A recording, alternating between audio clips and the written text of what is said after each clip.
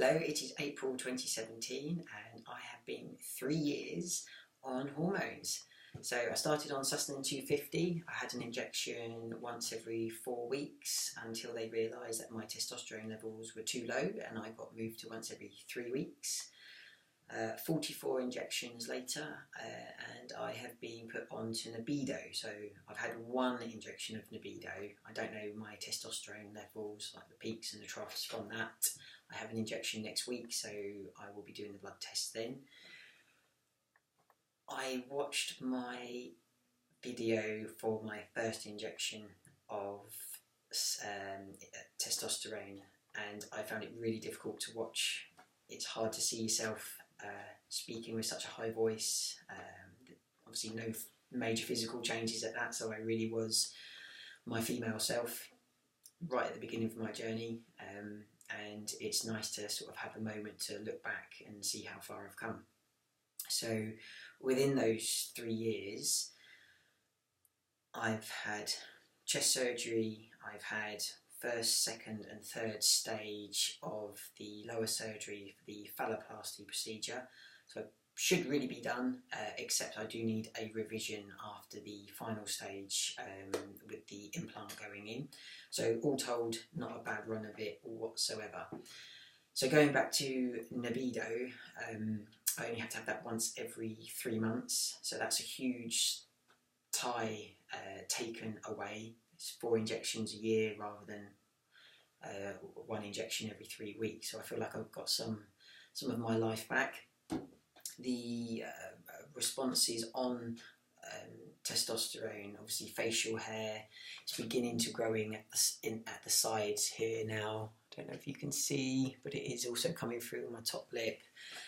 I've noticed that my muscles are really responding well to any sort of activity, no matter how sort of minor, which is great because I've not worked out since August 2015, which was before my chest surgery. So to see that my body is responding is great. I can't wait to work out again, but I'm waiting until after my revision because I can't seem to get my motivation up to get into it, then to be unable to work out again and lose that level of fitness. I'm walking regularly, I've got 3 dogs, so I think I'm ticking over with that. So chest surgery, I had the double incision. I'll show you, this is 1 year, 7 months on. So there's a bit of a spot there. The nipples are looking much better than they were, especially this one. I like this one. If you turn around, the scars, so like I say, less than 2 years old. I still treat the scars every day. They're getting better. I did have a puckered area here, but that's sort of flattened out. So really pleased with the chest surgery. Not quite sure if I'm ready for taking my top off in the summer yet.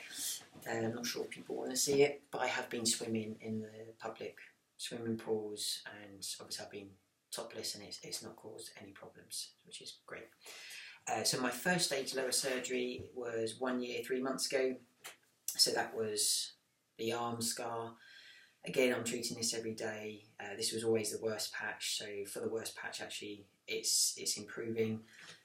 Again, this side, and then the bit that's hardest, so this is the hardest bit to show.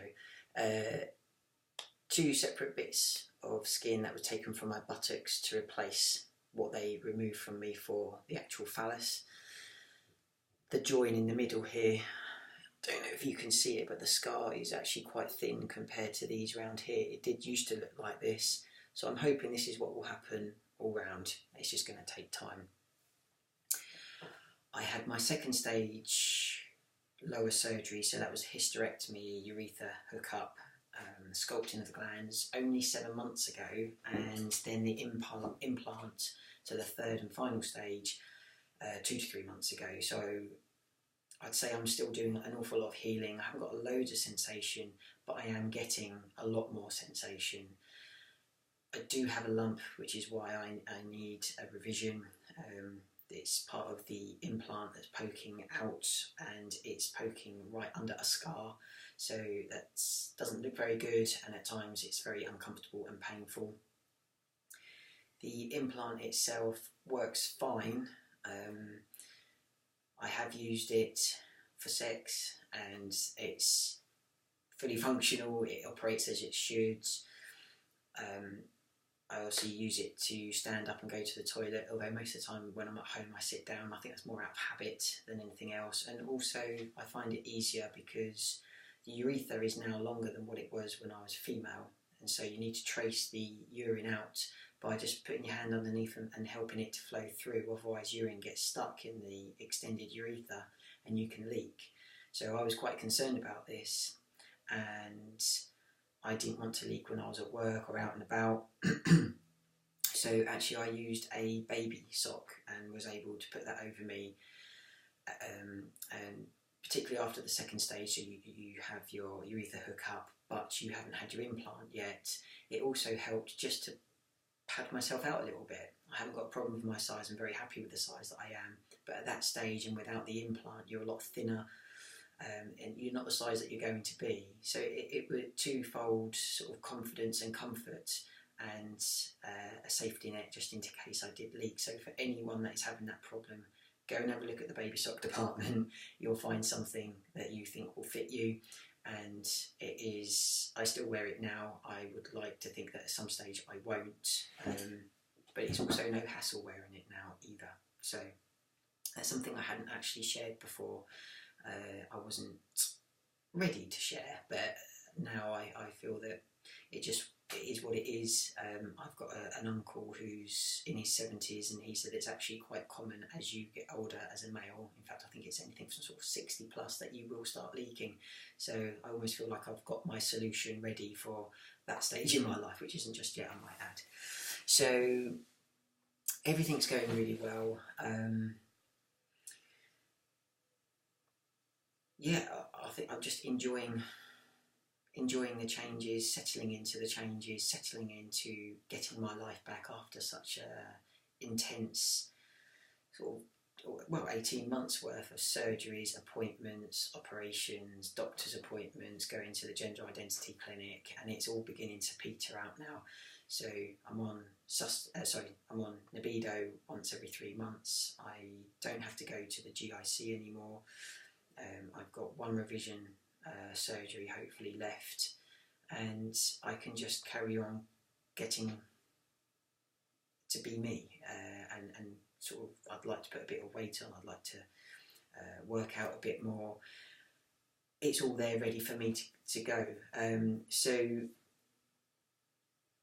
I don't think there's much else for me to say at the moment. I will update you more once I know about my testosterone levels on libido, and once I find out more about my revision. I'm seeing Christopher Nim Christopher, I'm not sure which way round it goes, on the 3rd of May. Hopefully he'll update me as to what they're going to do and when they're going to do it. So fingers crossed. Anyway, hope you're all well, and stay tuned for more. If you like what you see, please subscribe, and if you have any questions, please put them in the comments. It's really nice to get some feedback. Are you interested in what's happening? Is there anything I'm not covering that you'd like to know about? I'm very open and I'm happy to discuss things with anyone that leaves a comment. Take care.